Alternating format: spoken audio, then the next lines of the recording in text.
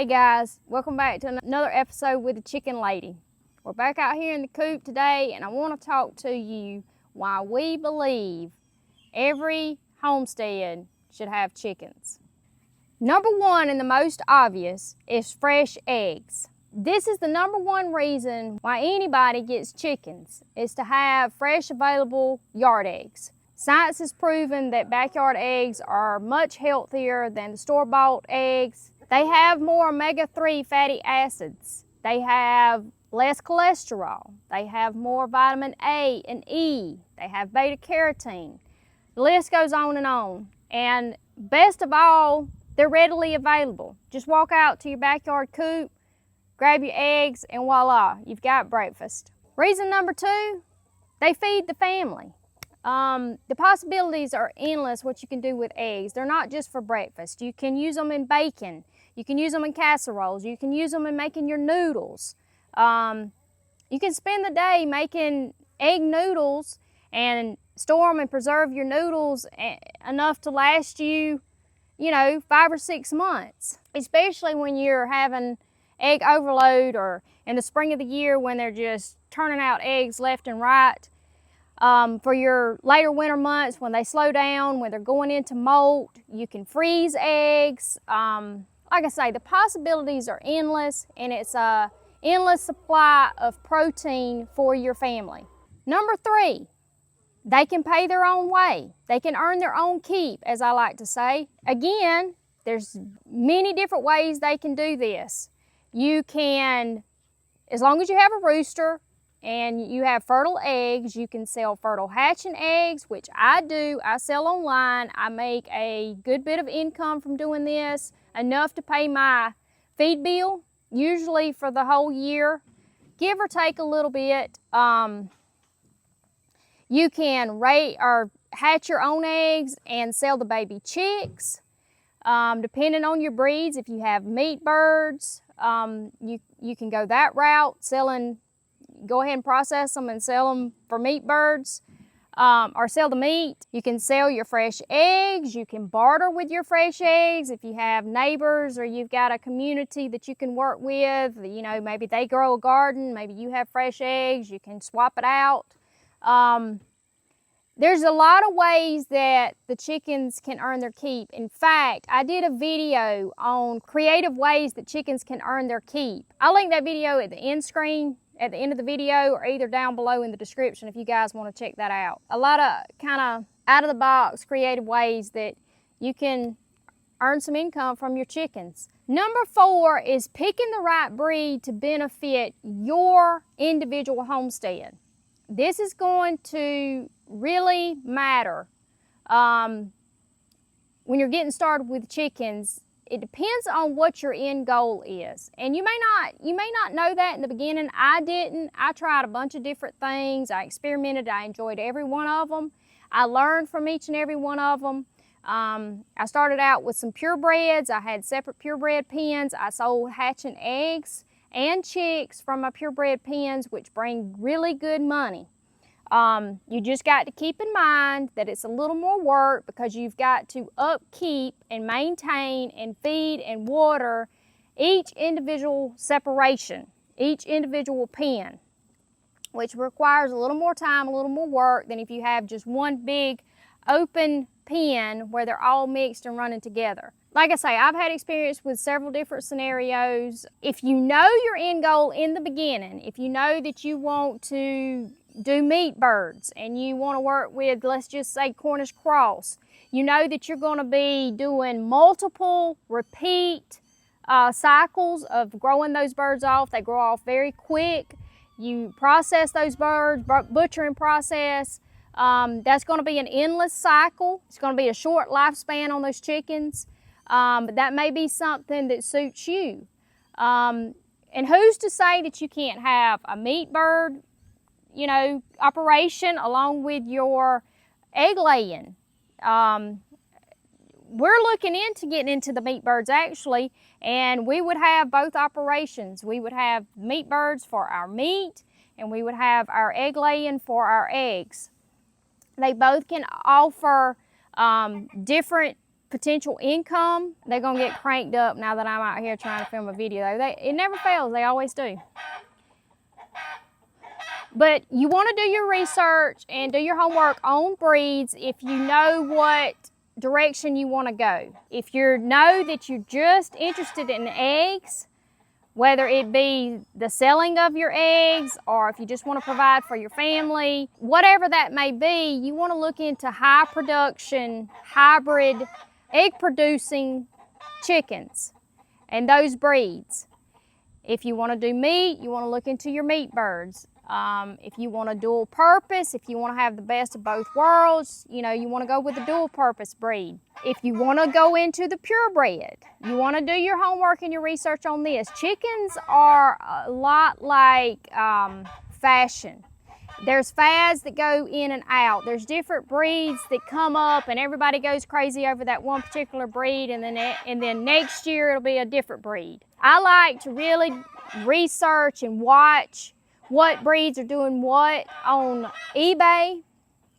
I have found that a lot of people are getting into the colored eggs, the rainbow egg basket they like to have sitting on their kitchen counter or the kitchen table. And so that's what I've gone into, and I've been dealing with the rainbow layers or the colored eggs for probably the last 4 or 5 years. And they've really done well for me. And it's also a good option where you can just have one confinement and you can let them run together. Yes, you're going to have to separate out and you're going to have your pures. You're going to have a pure dark brown egg layer, such as out of the Morans. I use the black copper Morans. And then you're going to have a blue egg layer.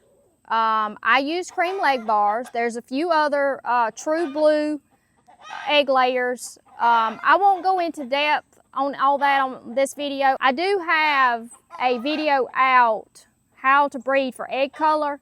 If you guys want to go in more in depth on all the genetics of getting certain egg colors. For just this video purposes, you will have to have those two pures.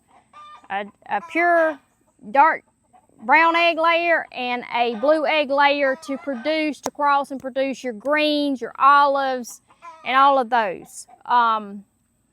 That doesn't mean, because during majority of the year, I still let all those run together. However, in the spring, I separate out my pures, my pure cream leg bars and my pure Morans, and I leave them in pure pens at a minimum of 30 days to make sure that those eggs that those hens are laying at the end of that 30 days are absolutely pure to those Morans roosters and my leg bar roosters.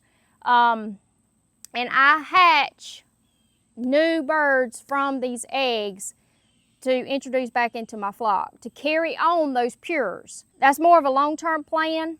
But I highly recommend it if you're looking to getting into that and selling the hatching eggs or the chicks for that matter. Know what you're tentatively wanting to do and research those breeds. Also, climate is another factor that you want to look into. If you're in an extremely cold climate or have extreme winters, you want to look into more cold hardy breeds. As you know, in the south, south central Georgia, where we have tremendously hot, humid summers, we have milder winters.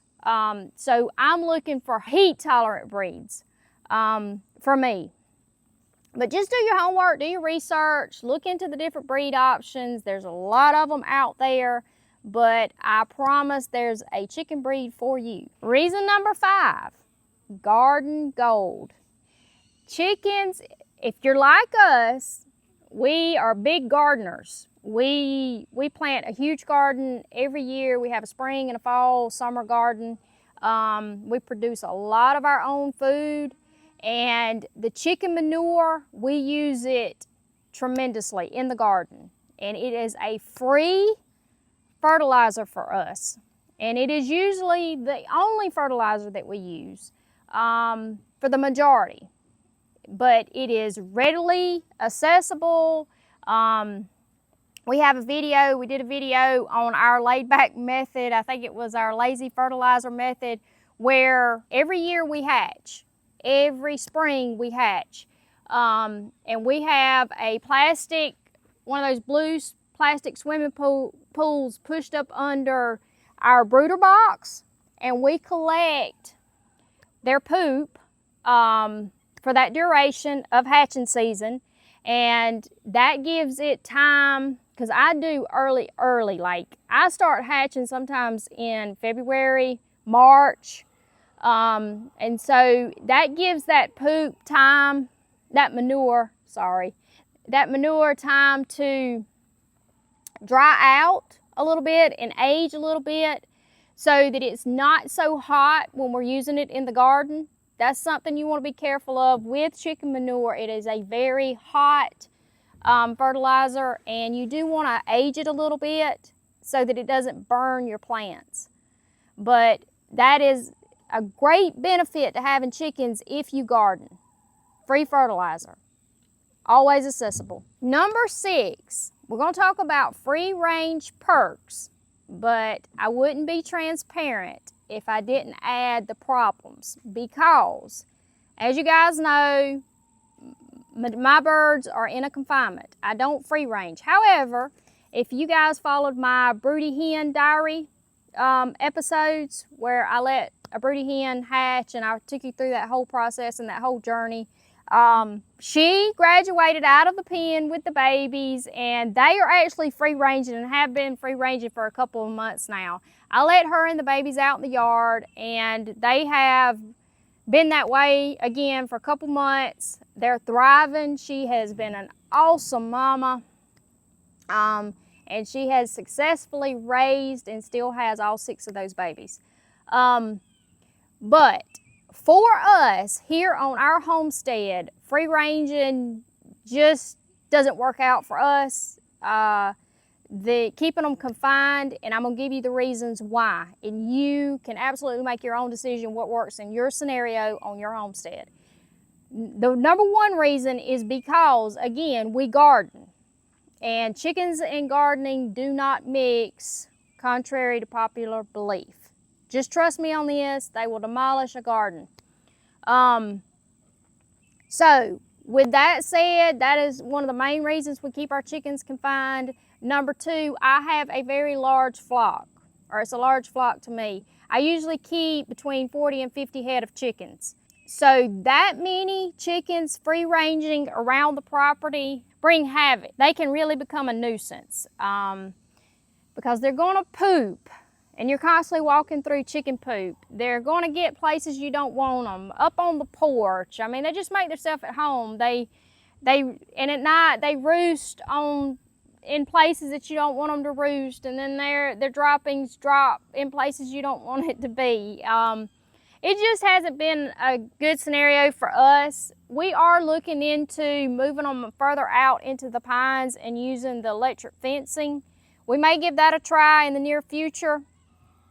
The other reason that I keep mine confined is because of the way they earn their keep, and that is through hatching eggs. 26.45 acre homestead that we're on. I'm not going to spend hours searching for eggs, going on an Easter egg hunt every day to collect eggs. Not only that, we have 3 dogs on the property that love chicken eggs. One in particular has recognized when a hen is singing her egg song. She perks up, she goes to where she hears the hen singing, and she will sniff out that egg, and she beats me to it 9 times out of 10. So that cuts into my income from my chickens, because I can't find the eggs, or the dogs get to the eggs before me. It's just not a good setup for the system that I have and the source of income that they're producing for me. However, if you can free range and that suits you, and you're basically just keeping chickens to feed your family and lower that cost on your grocery bill, free ranging is a great option, because it tremendously cuts the cost of your feed bill for your chickens. If they have, especially depending on how much acreage they have to forage around on and what type of acreage they can forage around on, different things, and they have a huge amount of vegetation, it can really cut your bill down to zero. In the wintertime, you're going to have to supplement them a little bit. Free ranging gives you a great advantage on your feed bill cost.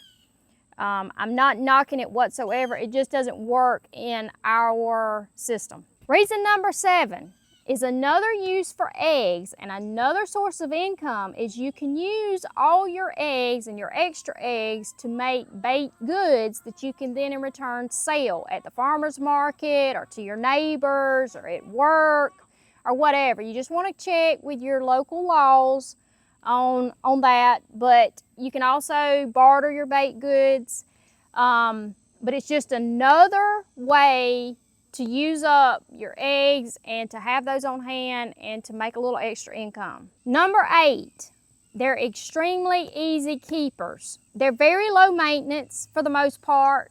As long as you provide food, water, and shelter, they can pretty well maintain. Again, if you're in a situation where you can free range, they're even lower maintenance. Your main obstacle with chickens is predator proofing. As long as you can keep the predators at bay, whether that be your enclosure or whether that be your guard dogs, if they're free ranging. Like I mentioned, we have 3 dogs here on the property, and they are a tremendous help to the predators.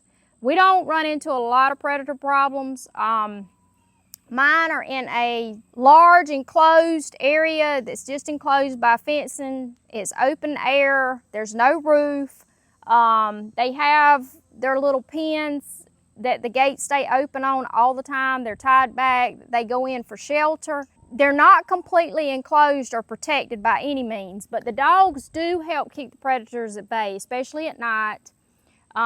There's a lot of tree coverage over the whole enclosed area. This gives them shade, and it also protects them somewhat from air predators because they simply hides the chickens. It keeps them out of sight from like hawks and stuff. I've never really had any problems. We have several hawks here on the property. We hear them on a daily basis. We see them. But I've never had problems with the hawks and my chickens for whatever reason. I don't know if it is because of all the tree cover that we have on the property. I'm not sure. But I just haven't had much experience with them being a problem or a threat to my chickens. Number 9, they're little mini composters. They can reduce your waste. They eat up any table scraps. You'll hear some different things on what to and what not to feed your chickens, but in my experience, they're pretty smart creatures. They pretty much know what they can and cannot eat. Just use your common sense and let them use their common sense, and I think you'll be a-okay. But we give them all the table scraps that the dogs don't eat. We don't put a lot of meat. Any of our meat scraps and trimmings go to the dogs, but everything else goes to the chickens. All of our waste from the garden, whether it's when we're weeding, any of our vegetables that get insect damage or they're overripe, where we miss picking them or what have you, all the garden scraps go to the chickens also. This helps cut the cost of the feed bill. It gives them more nutritious vegetation, healthier eggs. It's just an endless cycle. But they really help reduce your waste. We never throw any of our kitchen scraps in the trash can. None of it. No chicken scraps go in the trash can. That's how much of a difference it makes here on our homestead. Like I said, if some of it gets fed to the dogs, if it don't get fed to the dogs, it gets fed to the chicken. And then for those of you that know that I have a rescue pet possum at the moment, he also gets a lot of the kitchen scraps. But it's a great addition to the homestead if just for that reason only. And I saved the best for last. Number 10, They are a gateway animal. You start out with chickens. A lot of people start with chickens for eggs or what have you, or just to have chickens. And they lead to bigger and better things. They just open up a whole new lifestyle. They just change your way of thinking. You start with the chickens, and then you start growing your garden, and then you get goats or you get honeybees, and it just keeps snowballing in a tremendously helpful way. It's just good for the mind and the spirit and the soul. It just really is, the whole lifestyle.